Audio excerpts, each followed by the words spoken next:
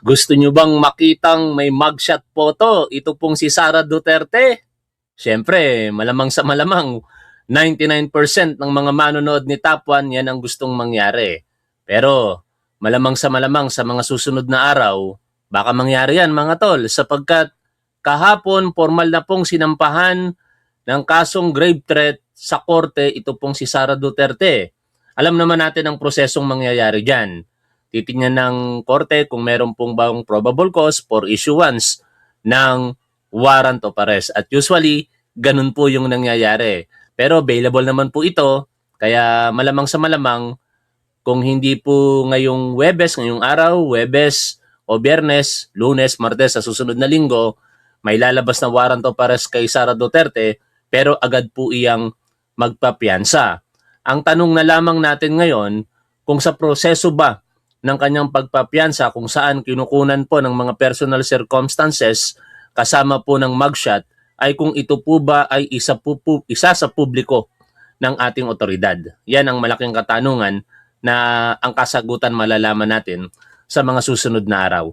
Balikan po natin ito pong balita kahapon. Department of Justice has confirmed that the grave threats complaint against Vice President Sara Duterte was filed yesterday, August 11, 2026 at around 1:30 in the afternoon with the Office of the Clerk of Court of the Quezon City Regional Trial Court. In a statement, Duterte's camp confirmed that the DOJ filed 3 counts of grave threats cases against the Vice President, while the inciting to sedition was dismissed. Wala pong kasong inciting to sedition. Ito pong si Sara Duterte. Under prevailing circumstances, we have anticipated and prepared for such an outcome. Ito naman po yung naging pahayag ng abogado ni Sara. Under our laws, the Vice President continues to be presumed innocent and is confident that the charges against her will ultimately be dismissed. Ayon po kay Attorney Paul Lawrence Lim, ang abogado po ni Sara Duterte sa kaso pong ito.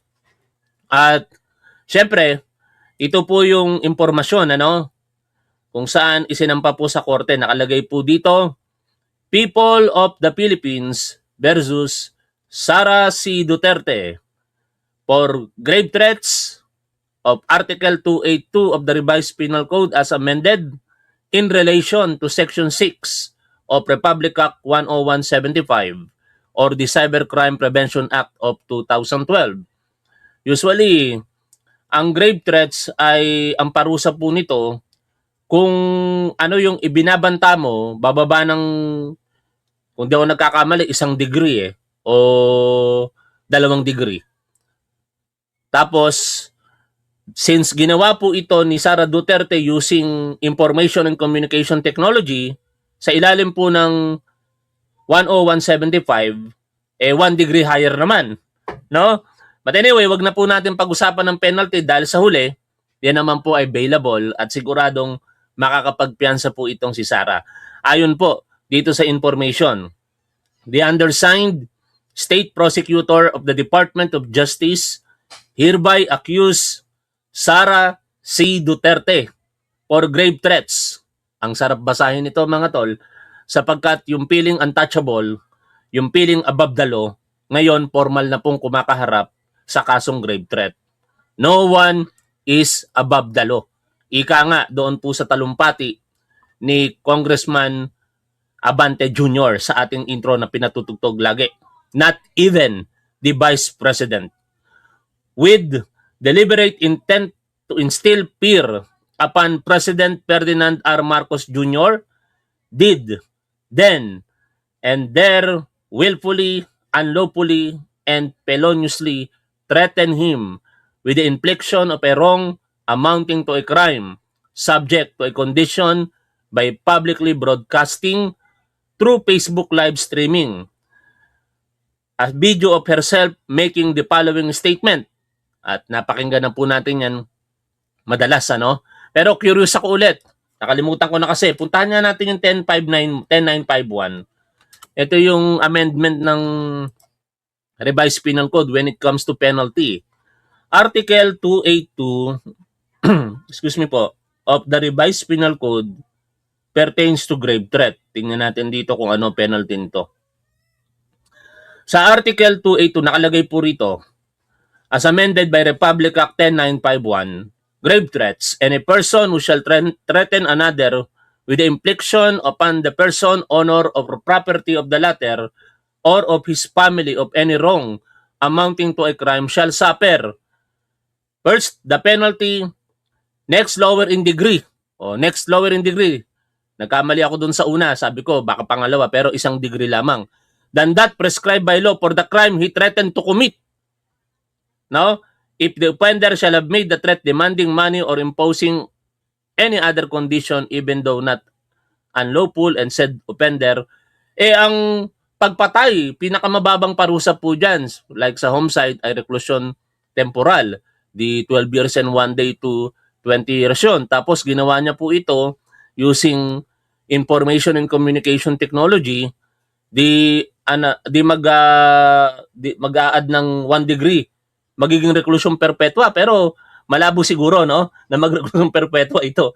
Kaya malamang sa malamang may pagkakakulong to ng ilang taon, pero yan ang aabangan natin sa mga susunod na panahon kung mangyayari ba talaga na makukulong si Sara Duterte in the event na siya po'y mapatunayan ditong may kasalanan ng walang halong pag-aalinlangan.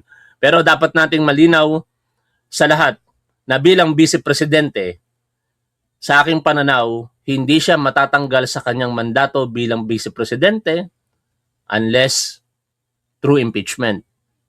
O kaya siya'y mag-resign, o kaya siya'y physically incapable, o kaya siya'y mamatay. No? Kaya malamang sa malamang, magiging question of law ito.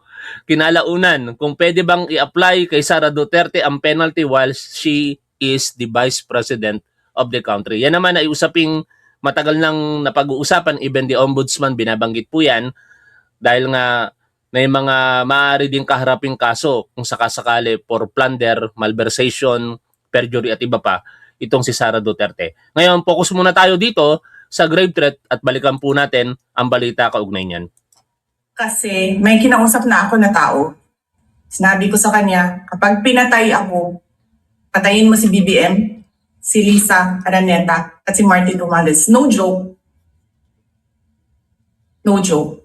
Nagbilin na ako, ma'am. Pag namatay ako, sabi ko, huwag ka tumigil hanggang hindi mo mapatay sila. And then he said yes. Ang mga katagang ito ng pagbabanta umano ni Vice President Sara Duterte sa buhay ng Pangulo, unang ginang at dating House Speaker sa isang online press briefing noong November 2024. Tuluyan ng kinasuhan ng Department of Justice ang bise. Sa inilabas sa pahayag ng kagawaran, sinabi nitong 1:30 ng hapon kanina nang maghain sila ng kasong 3 counts ng grave threats sa Office of the Clerk of Court ng Quezon City Regional Trial Court. Matatanda ang inimbestigahan ng National Bureau of Investigation ang pahayag ng bise ukol sa nasabing pahayag at inirekomenda ang paghahain ng reklamo noong February 2025. This is the same matter referred to by the NBI to the DOJ, and which is currently one of the subject of the current ongoing impeachment proceedings against the Vice President. Okay, so after preliminary investigation, ang nangyari po is nakita po ng ating mga prosecutors is that there was prima facie evidence with reasonable certainty of conviction to indict the Vice President for the crime of grave threats, again, by means of the cyberspace, so Cybercrime Prevention Act. Kabilang sa inirekomenda noon ng NBI ang pagsasampa ng kasong inciting to sedition, pero hindi ito tinuloy ng DOJ. Just to clarify, it was dismissed for the sole reason that the panel of prosecutors did not find prima facie evidence with reasonable certainty of conviction. Ayon sa DOJ, nasa hukuman na ang bola ng paggulong ng kaso laban sa Vice Presidente. Since it's grave threats, tapos may cybercrime element doon, aggravated siya. Okay, let's not discuss the penalty for now because anything could happen in the course of the proceedings. Okay, so makita naman po sa revised penal code ano ang penalty of grave threats and if it's aggravated. May recommended bail ito na 120,000 pesos sa kada count. Sa isang pahayag, sinabi ni Attorney Kayang-kaya ni Sara Duterte magpiyansa? 120,000 pesos lamang? Maliit na halaga. Sinasabi, mahigit 2 bilyon pa raw ang pera nito sa bangko nilang mag-asawa eh. Kaya baryang-barya lamang po yung 120,000 pesos. Paul Lawrence Lim, abogado ng bise, na inaasahan na nila ito kaya pinaghandaan na nila ito. Pagdiin niya, sa ilalim ng ating batas, ipinapalagay na inosente ang bise at kumpiyansa silang ang kaso laban sa kanya ay maibabasura. Dagdag ni Lim, ang isang nakaupong impeachable officer, ang vice-presidente, ay hindi maaaring maipagharap ng kaso sa isang sakdal na pinatutungkulan din ng impeachment case. Kaya lahat anya ng legal na remedyo ay gagawin ng kampo ng bise. Nakasalang bilang Article 4 sa Articles of Impeachment ang grave threats laban sa bise dahil sa pagbabanta sa Pangulo, unang ginang at dating House Speaker. Naniniwala ang DOJ, magkaiba ang impeachment at ang kaso sa Regional Trial Court. Alam po natin na impeachment proceedings under the domain naman ng legislature right now. The Senate and the senators being senator judges. But procedurally speaking, the conduct of the criminal case in RTCQC should not be affected by the ongoing impeachment proceeding, and that applies vice versa to the ongoing impeachment trial. Sa reply ng depensa sa Articles of Impeachment bago ang simula ng paglilitis, iginiit nilang ginamit lamang ng bise ang free speech upang kontrahin ng mga pulisiya, Pagbantaan kaya natin patayin ito si Sara Duterte. Tapos, ikatwiran natin free speech. Pwede ba yun? Hindi, kung makukulong tayo. Ano? Anak ng teteng na yan. Tandaan po natin, ang karapatan po natin sa malayang pamamahayag o yung mga karapatan po natin sa ilalim po ng Bill of Rights, at in this case, yung freedom of speech or expression, kapag ka sumasaklaw na po yan sa karapatan ng iba, natatapos na po yan. Hindi po absolute ang karapatan natin. Kaya tandaan natin lagi yung pamantayan. Kung hindi mo alam ang batas, simple lang, huwag mong gagawin ang mga bagay at pananalita sa iba kung ito ay ayaw mong gawin sa'yo. Ganun lang kasimple pag hindi mo alam ang batas. Kasi the moment na makaramdam ka, pag may nagsasabi sa'yo, hindi ko gusto sinasabi nito eh. No? Hindi ko gusto ginagawa nito. O definitely, maaaring may nalalabag na batas yung taong nagsasabi sa'yo. At kapag ka ginawa mo sa iba yon, ganun din yon, meron kang nalalabag na batas. Sa kasong ito ni Sara Duterte, malinaw sa aking paniniwala, kahit ako po hindi abogado, na may paglabag sa batas si Sara Duterte dito. Huwag nilang ikatwiran na yan po ay free speech lamang. gawa at pagmamalabis umano ng kasalukuyang administrasyon. Wala rin daw patunay na kumontrata ng assassin ng bise para patayin ng Pangulo, unang ginang at dating House Speaker. Ian Cruz nakatutok. Okay, kaugnay naman ang impeachment, since nabanggit din po rito, kahapon nagpatuloy ang impeachment for Article 1 kasi ang grave threat ay Article 4, no? Day 14 kahapon at mamaya Day 15. Meron bang trial mamaya? Baka nalilito na ako kasi medyo busy ngayon at bukas ng umaga I do not know kung makapag-live stream tayo sapagkat medical procedure ko po bukas yung esophago gastro duo endoscopy at colonoscopy, no? Alas 9 po yun ng umaga, kaya mga 8 pa lamang nasa operating room na ako. And huwag kayong mag-alala mga tol, sapagkat unang-una hindi ako natatakot mamatay. Pangalawa, preventive measure lamang yon. Wala po akong sakit, meron lamang akong nararamdaman na lagi ako nagugutom at iba pang mga bagay. Pero wala po akong sakit, kaya preventive measure. Pero kung ano man ang makita ng doktor, hindi ako natatakot sapagkat naniniwala ko purpose-driven life ang buhay po natin. Kung ako'y mawawala sa maagang panahon, ganun talaga. Pero I see to it na sana wag pong mapariwara naman ang aking pamilya. Ngayon, balik po tayo dito sa pinag-uusapan po natin. Ito po ang nangyari kahapon sa naging impeachment trial ni Sara Duterte, Day 14. Pakinggan po natin ang nilalaman ng balita.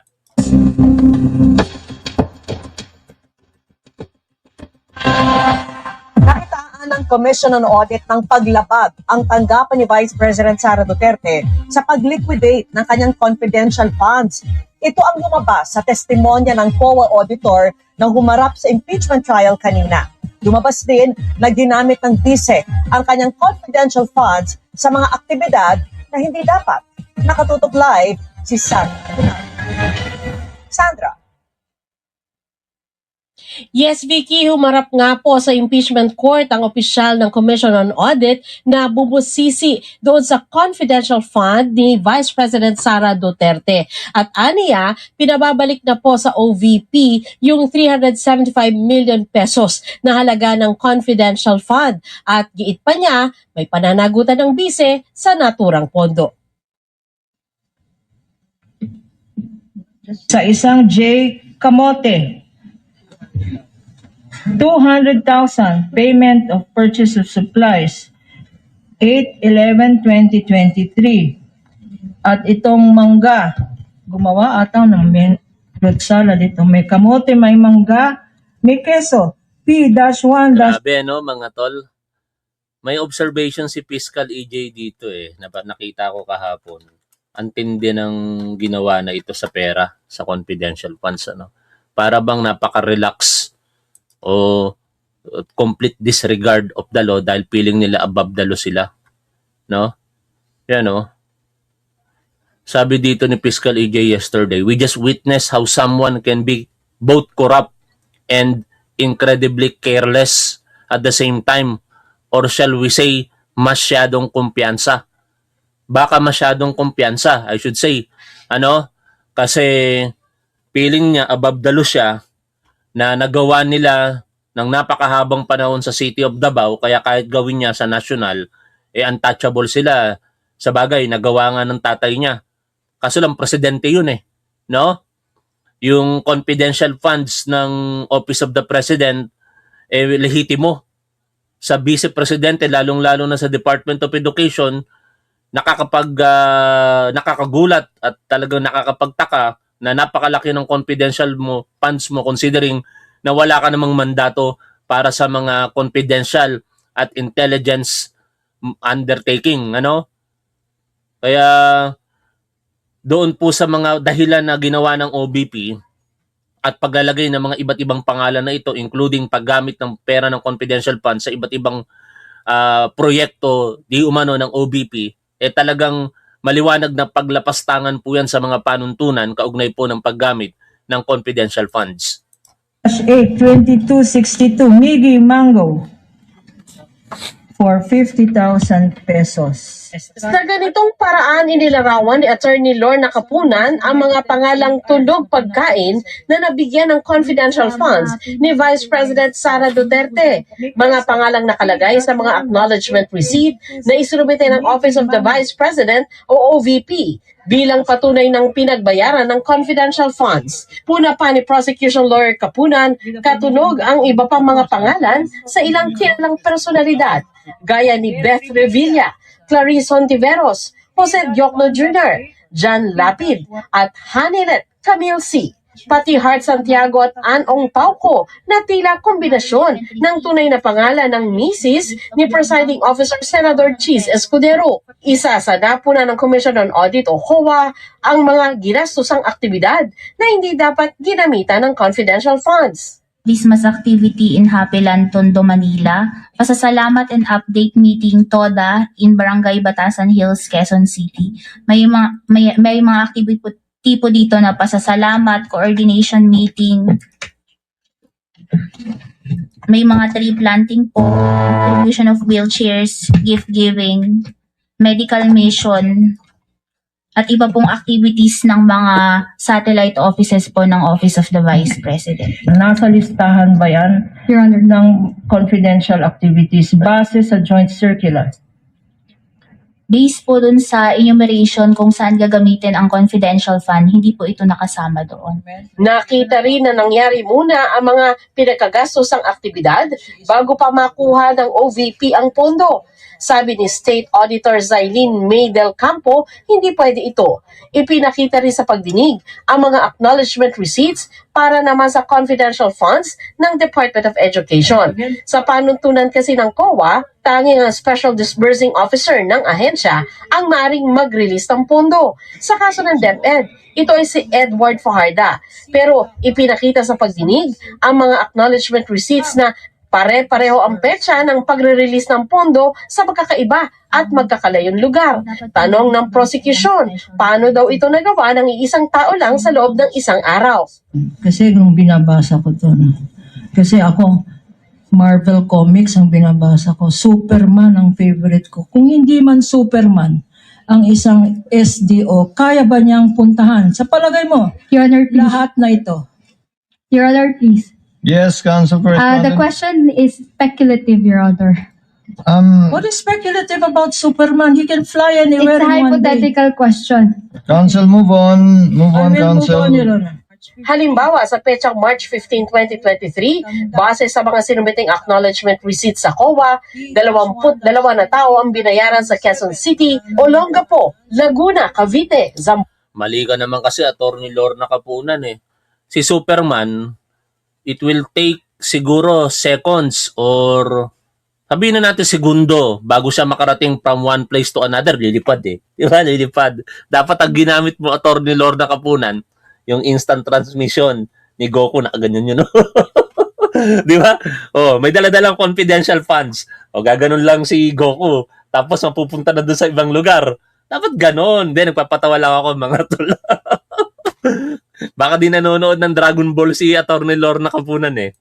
Zamboanga City, Surigao del Norte, at iba pa sa loob ng isang araw. Ang may pananagutan daw dito, sabi ni Del Campo, 4 na opisyal ng DepEd sa pangunguna ni Vice President Sara Duterte bilang kalihim noon ng departamento. Sara Duterte, Vice President, may pananagutan. Opo, tama po. Bakit? Anong nature ba ng pondo na yan?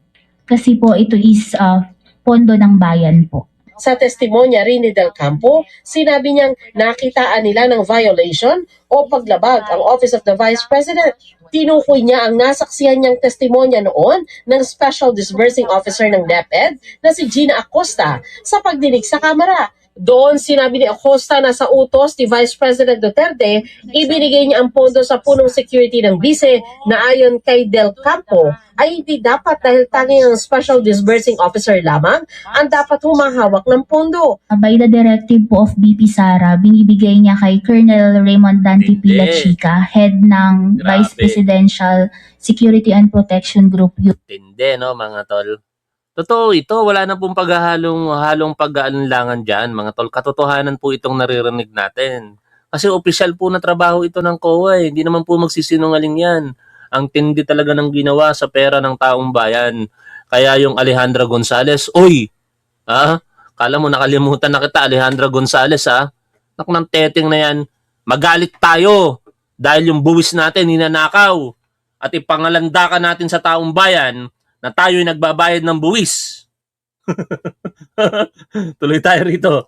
yung cash advance po for confidential fund. Under po kasi sa joint circular, it is the SDO na mag-disburse ng cash advance. This is a direct violation po ng joint circular, specifically yung item 6.1.1. Kasi po, ang nakalagay dito is hindi po pwedeng ibigay ito ng SDO sa ibang officer po. Kaya naglabas na ng Notice of Disallowance ang COA at pinababalik sa OVP ang pondong umaabot sa mahigit 375 million pesos. Gumugulong na daw ngayon ang 6 na buwan na nakalaan para makapag-appeal siya sa COA. Sa pagsisimula naman ng pagdinig, isinumbong ni Counsel for the Prosecution Attorney Lorna Kapunan ang defense panel. Hindi raw ito sumunod sa utos ng presiding officer na magpulong ang magkabilang panig para magkumparahan ng libu-libong mga dokumento nang mapabilis ang proseso. Ito po ang nangyari, na Indian po kami. That is bad faith, Your Honor. Sagot ng depensa, hindi naman raw kailangan pang gawin ang pagpupulong. There's no need for us to actually compare the exhibits that a witness can testify based on the summary. Tinanggap naman ito ni Escudero. Hindi ka, Attorney Lorna, ininjan, baka ginosp ka. Kasi hindi ka sinagot eh. Pero hindi ka ininjan, wala namang pinag-usapang date pa eh. Inignore. Ghost na nga eh. Ghost You na know, bago you ngayon. know. Lumalabas ang edad ni Atty. Lorna Capunan eh. Kasi yung ghosting, ngayong termino na yan eh, ng mga bagong henerasyon eh, no? Anyway, ito pa ang kaugnay na balita niyan. Balikan natin, 3 balita na pare-parehos po yan mga tol. Mula po sa 24 Oras, pangalawa, mula po sa News 5 Everywhere, at ikatlo sa Bilyonaryo News Channel. Ilang mo raw ng fruit salad na mga pangalang nasa resibo na tumanggap ng confidential funds ayon sa prosekusyon. Meron kasing apelidong kamote, mangga, keso at iba pa. Meron din kapangalan at kaapelido ang misis ni Presiding Officer Cheese Escudero. Nasa frontline ng balitang yan si Mean Los Baños. Kung noong nakaraang linggo merong Mary Grace Piatos at Renan Piatos with single T, meron ulit Piatos na nakuha sa higit 1,000 acknowledgement receipts ng confidential funds ng Office of the Vice President. Siya si Pia Piatos Lim, single T, at nakatanggap ng 140,000 pesos. Base sa acknowledgement receipt, para raw ito sa biniling impormasyon ng OVP kay Piatos Lim. Pero hindi lang yan ang kinwestiyon ng prosekusyon dahil meron pang Ralph Josh Bacon, Anong Pauco at Hart Santiago. Kaya si Attorney Capunan napakomment. Bacon. Okay. Alas 12 na, gutom na tayo. Kanina, Madam Witness, merong Ong Pauco tsaka merong Hart. Tinanong mo ba kung sino ito at kung related sila sa presiding officer natin? Hindi po. Hindi naman. Bakit hindi? Bakit hindi ka nag-verify ng mga pangalan? May pagkain na Bacon, may parang kamag-anak ni Hart. Why did you not verify the names in this 1,049 acknowledgement receipts? Napakatamad ng gumawa ng mga kalokohan na ito, no? Biruin mo, hindi man lang ginawang makatotohanan yung mga pangalan, mga chicherya. Paliwanag ni Low battery. Oy, Uli niyang bad. pagtestigo sa impeachment trial, compliance audit ang ginagawa ng COA. I-check po namin kung compliant ba sa joint circular at kompleto at proper ba yung mga liquidation documents po na sinasubmit sa amin. Sa pagbusisi pa ng mga resibo, pinuna ni Capuna ng ilan sa mga apelyido ng mga nakatanggap umano ng Confi Funds ni VP Sara. Mga tunog, politiko raw kasi. Kamag-anak ata to ni Senator Bong Revilla. Beth Revilla! Merong Beth Revilla, Clarice Honteveros, Jose Jocno Jr., 2 lapid gaya na Diane Maple at John A. Lapid. Nag-submit ba ang Office of the Vice President para patunayan talaga na itong medical, grocery, etc. tables talagang ginamit sa confidential funds? Oy, mga tol, makasingit lang muli Malapit na tayong umabot ng 1,000 viewers, 800 plus na sa YouTube. Like po tayo, no? Medyo matagal-tagal na tayong hindi nakaka-experience ulit ng 1,000 viewers. Kaya maraming salamat sa mga nananatili kay Top 1 sa inyong patuloy na pagsuporta. Like naman tayo dyan, mga tol. Huwag niyo pong kalilimutan. Wala pa po silang naging action after ma-receive nila ito. Ayon sa testigo, ito ang mga resibong ibinigay ng OVP para i-justify ang paggamit ng kanilang Confi Funds. Kasunod yan ang inisyong Audit Observation Memorandum ng COA nang makitaan ng Biruin ninyo, 800 ang nanonood sa atin sa YouTube, 362 lang ang nakalike. Like po tayo mga tol, huwag niyo pong kalilimutang mag-like. OVP ng paglabag sa paggastos ng confidential funds noong first and second quarter ng 2023. Samantala, umabot si Del Campo sa pag-evaluate ng Confi Funds ng OVP hanggang third quarter ng 2023. Ang mga pangalan naman sa AR, Beverly Claire Pampano, Matthew Queso, Xiaomi Ocho, Jay Camote at Miggy Mango. Gumawa ata ng fruit salad dito. May kamote, may mangga, may keso. P-1-8, 2262, Miggy Mango for 50,000 pesos. Ano ang masasabi mo dito, Madam Witness? Yung mga acknowledgement receipts po na purchase of supplies and purchase of supplies, hiningan ko po ng additional documentation to ascertain po na ipinabili po talaga ito ng supplies. Sa huli, dahil daw sa mga violation na nakita ng COA sa mga paggamit di umano ng Confi funds ng OVP, ay nag-issue ng Notice of Disallowance na halagang 375 million pesos o buong Confi funds sa loob ng 3 quarters ng 2023. Nagsumiti rin daw ng Intel Operations Report ang Office of the Vice President sa COA bilang patunay na nagkaroon ng successful intel gathering gamit ang mga detalye na ibinigay ng mga informants na binayaran nila gamit ang confidential funds. Sa nasabing report, nakasaad daw ang mga aktibidad na dinaluhan ng Vice Presidente at ang mga posibleng threat doon. Pero nakulangan dyan ang COA. Ang tanging sinasabi lang daw kasi ng mga dokumento ay walang untoward incident na nangyari sa bise sa pagdalo niya sa iba't ibang aktibidad sa iba't ibang bahagi ng bansa. Ang mga naka-attach daw na dokumento na proof of success para sa intel gathering, Mga meetings, mga attendance po sa mga Ang tindi talaga nito mga tol, complete disregard po ito sa mga panuntunan, no? Para bang merong some sort of impunity ang gumawa nito. Feeling niya untouchable siya, feeling niya above the law siya. Ang linaw-linaw ng panuntunan. Bilang isang abogada, dapat alam na alam mo 'yan, no? Kaya mawalang galang na sa mga abogado at abogada eh. Ako talagang malakas ang paniniwala ko na walang bobong abogado eh. Walang bobong abogada. No, may mga tanga, mayroon ako na witness before, lalo sa pag-ibig, no? Nasingit pa. Sorry naman, sorry. May mga kakilala kasi ako talagang grabe, ang tanga eh. Pero pag-ibig kasi iba usapan eh. Pero ang kabubuhan, walang abogadong bobo eh, no? Kaya tingin ko, kahit alam nila yan, kahit alam ni Sara Duterte, dahil feeling niya above the law siya, feeling niya untouchable siya, sige lang, i-disregard niyo yung panuntunan na yan. No? Kung tutuusin, kung nag-isip-isip ng tama ang mga taong nasa likod nito, eh baka kahit paano hindi ganito katindi yung ginagawa nila ngayong pagpapaliwanag. Pero mo, saan ka naman nakakita na gagamit ka ng mga pangalang katulad po ng mga nadidinig natin dito? No? Gasino lang sabihin mo na Juan de la Cruz, Pedro Penduko, at least medyo may katotohanan yung mga pangalan. Pero Mary Grace Piatos o kung sino-sino, ginamit pa by the way si Congressman Chel Jokno, no? 'Di ba meron yatang pangalan na isang pagkakataon Jokno ang ginamit. Anyway, balik po tayo dito sa pakikinig sa balita. Festival, ganun po. Tsaka yung mga engagement din po ng satellite offices. Satellite office po nila sa Bacolod, ang nakalagay po rito na activity nila is provided rice bags to Morsha fire victims. Baka confidential ang rice victims na yan. Tupad beneficiaries at BCNHS Gym, Dole, tupad payout.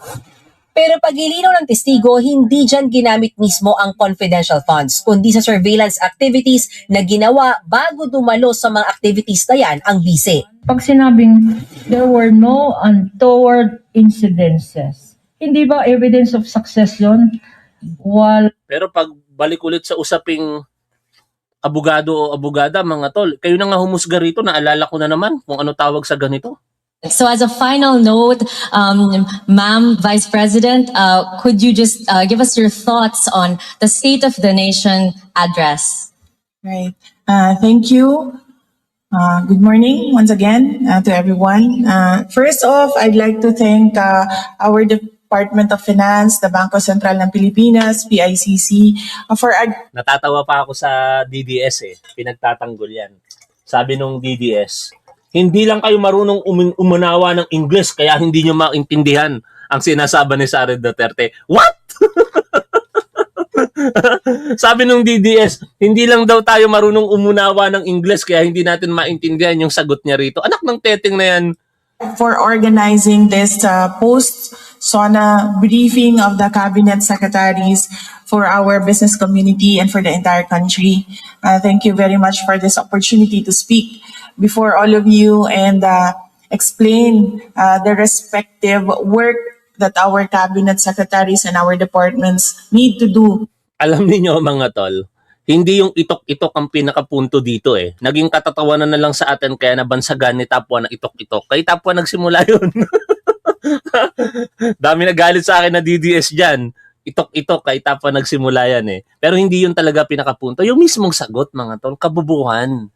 Napakabobo ang sagot na ito mga tol. Nagtataka ako bakit ganun ang naging sagot niya rito. During the administration of President Marcos. Yes. So initially, the State of the Nation of President Marcos, I think everyone or many of those who do not understand economic numbers were overwhelmed with the numbers in the first part of the speech. That was, I think, the reason why it took a long time for people to start clapping, because the economic part was in the beginning, and many people really do not understand economic numbers. Grabe, no? But another observation. Grabe talaga. Alam niyo mga tol, sabihin na natin hindi siya nakapaghanda sa tanong. Ipagpalagay natin. Kung meron kang common sense, no? Kung merong laman yung coconut shell mo, ha? Ang unang-unang maiisip mo doon, yung departamentong pinanghahawakan mo eh. No, hindi mo na kailangan banggitin pa yung ibang departamento sa ilalim ng ehekutibo na maaaring binanggit ni Pangulong Bongbong Marcos sa kanyang SONA. Kung hindi, yung sarili mo munang mismong pinamumunuan, ang Department of Education. Gasinong yun yung i-highlight niya kung ano yung response niya doon sa SONA ni Pangulong Bongbong Marcos. Gasinong sabihin niya na napakaganda ng SONA sapagkat nabanggit dito na ang Department of Education ay ganito ang ginagawa sa nakalipas po na mga na mga buwan. No? Sabagay, una pa lang pala ito. Ano nga pala sasabihin niya? Kasi nangyari po ito July eh. Halos isang buwan pa lamang na nakakaupo si Pangulong Bongbong Marcos eh. Pero common sense mga tol. Common sense lang talaga gagamitin mo doon. Yung mismong departamento na lamang ang i-highlight mo. Hindi na kung ano-anong pinagsasasabi dito. Observation of mine was immediately after the speech of the president. While I was going home, I was talking to one of our writers in my office, and I told him that I really liked how the speech was written because I do not write that way, and I truly appreciate. Alat lang ng bubole. Naalala ko yung mga estudyante ko dati. Pag tinatanong ko sa graded recitation, tapos hindi nag-aral, takot sa akin ng mga estudyante ko noon. Syempre, sa amin kasi, may aplikasyon minsan no?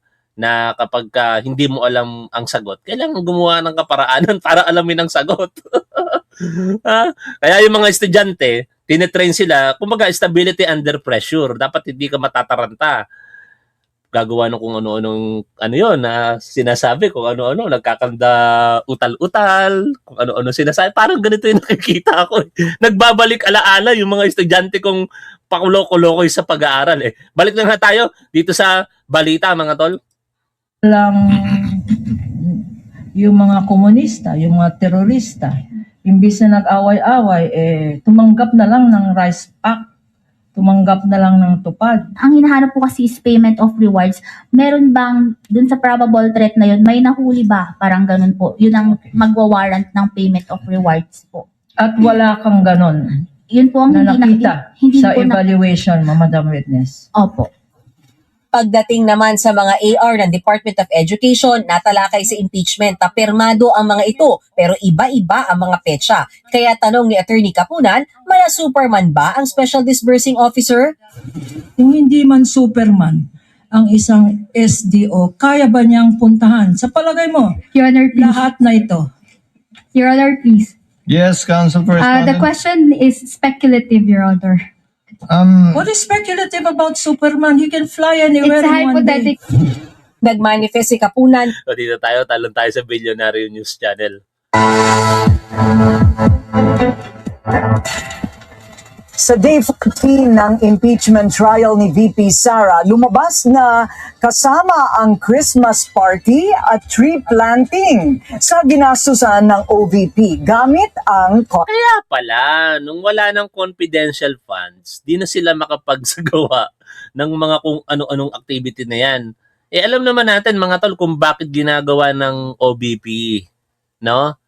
Hindi talaga maikakaila na sa gawa kung ano yung intention mo sa hinaharap eh.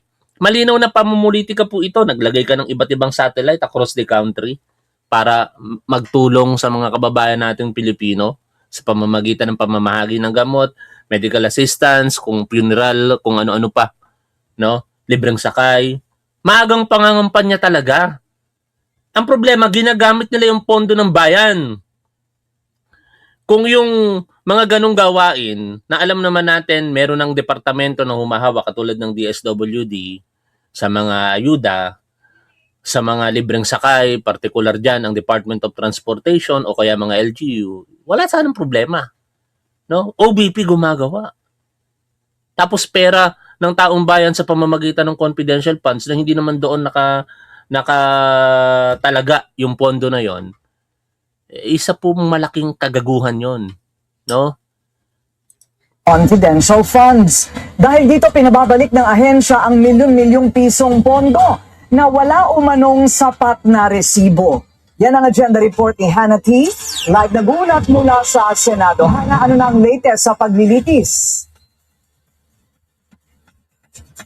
Corina, ginamit nga ang Christmas party bilang bahagi umano ng listahan ng activities ng Office of the Vice President at isinumite nila yan sa COA para masabing ginamit talaga o na-utilize ang confi funds nila.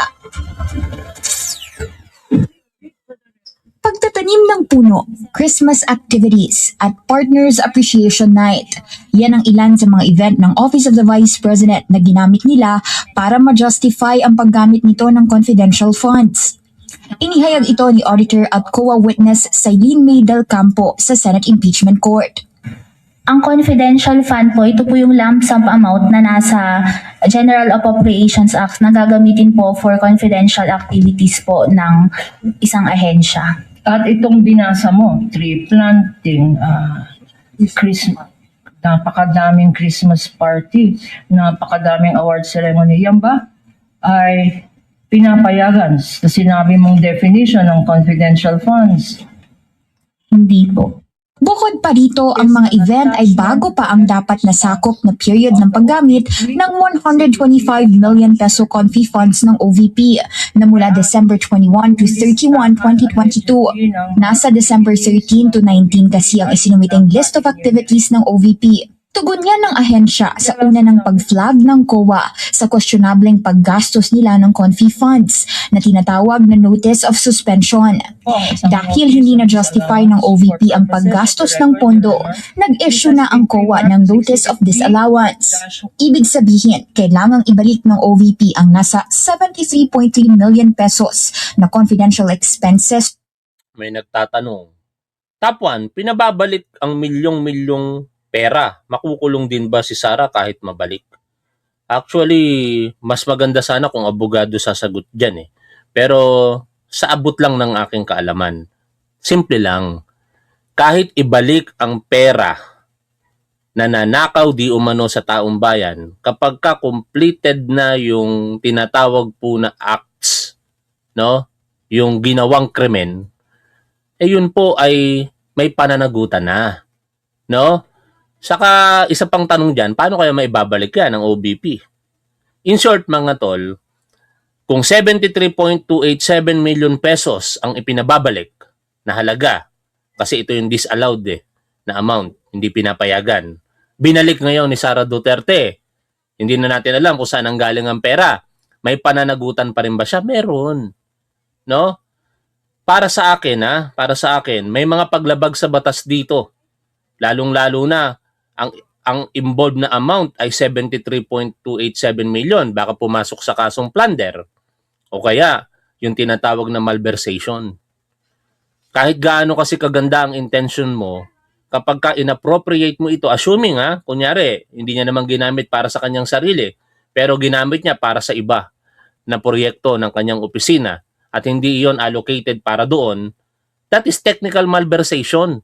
Maliwanag pong itinuturo sa atin ng mga pinapanood nating abogado at nababasa natin na kapag ka ang pondo ng bayan ay nakalagak sa isang proyekto, kahit gamitin mo ito sa magandang proyekto, pero iba doon, ang pinakamaganda, bigyan pa natin ng ilustrasyon, ang proyekto ay nakatalaga para sa isang tulay. Ngayon, yung tulay, pwede pang pagtiyagaan pala. No? O kaya, maayos pa. Gamitin na lang kaya natin ito dahil ang daming mga estudyante wala pong silid-aralan. Nagpatayo ngayon ng silid-aralan gamit ang pondo para sa tulay. Bawal po yun. That is technical malversation. At ang ceiling ng malversation sa bagong batas, yung Republic Act 10951 ay 8.8 million pesos. 8.8 million pesos ang parusa po doon. Kapag ganun kalaki ang halagang minalverse ay reclusion perpetua na.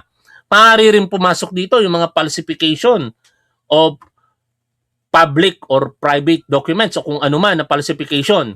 Maaari rin pumasok dyan yung perjury. No? In fact, yan na nga po mismo yung mga rekomendasyon ng Blue Ribbon ng House of Representatives. Yung Good Government and Accountability Committee sa House of Representatives sa pinamumunuan noon ni Congressman Joel Chua, kung saan nang magtapos yung kanilang hearing ay sila po yung nagrekomenda sa Office of the Ombudsman na noon ay pinamumunuan ni Samuel Martires, but unfortunately yun po ay ibinasura ni Manuel Martires. Kaya babalik tayo dun sa tanong po ninyo na kung meron pa rin bang pananagutan, para sa aking pananaw, definitely meron kahit ibalik po nila yung pera na yan. Noong 2022, sakop niyan ang about 69 million pesos for rewards, 3.5 million naman sa mga pagbili ng equipment, gaya ng mga upuan, mesa, computer at printer. Wala raw mga sales invoice o resibo ang mga ito. Giit ni Del Campo, isa sa mga responsable sa transaksyon, si VP Sara mismo. Unang-una po, yung si Vice President Sara Duterte po, siya po ang nag-approve ng transaction and including the utilization of the cash advance. Si Special Disbursing Officer Gina Acosta rin ay liable dahil siya ang nag-disburse ng cash advance, habang ang Chief Accountant ng OVP na si Julieta Villa del Rey ang nagsabing proper at kumpleto ang mga supporting document nila. Dati nang inaffirm ng COA ang Notice of Disallowance kahit nagpetisyon ang kampo ng bise para i-review ito. Nakabinbin pa ngayon sa Commission proper ang desisyon sa pagpapabalik ng pondo dahil naghain pa ulit ng motion for reconsideration ang OVP CAP. Pero hindi lang noong 2022 may questionableng confidential expenses ang OVP para sa COA. Pagdating ng first at second quarter ng 2023, may nasa higit 1,000 acknowledgement receipts na isinumite ang OVP sa ahensya. Pero kulang ang ilan sa mga ito ng kailangang dokumento para i-justify ang paggamit ng confidential funds. Ilan sa mga naglitawang pangalan na tumanggap ng pondo ay mga nagngangalang Anong Pauco, Beth Revilla, Clarice Ontiveros at John Lapid. Kapansin-pansing pamilyar ng mga apelyido ang nasa ARs, pero hindi na raw inalampan ng COA ang identity ng mga ito dahil hindi ito bahagi ng kanilang trabaho.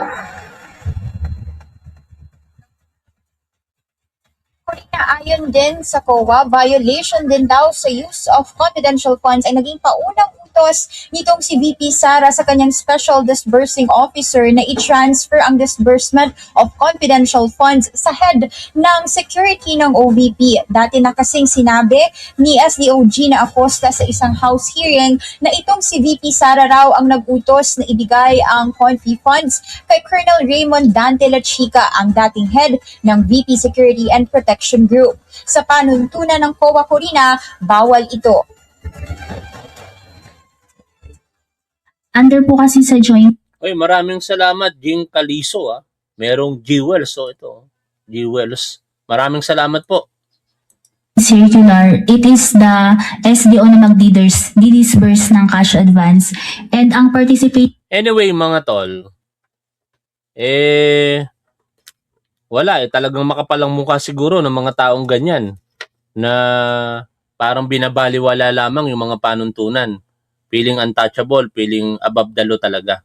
Mamaya magpapatuloy po ang impeachment trial ni Sara Duterte day 15. At itry natin magkasama-samang muli. Maraming salamat po sa inyong lahat. Lagi po nating tandaan kung ano po ang tama at dapat doon tayo. Keep safe. See you always. Bye for now mga tol.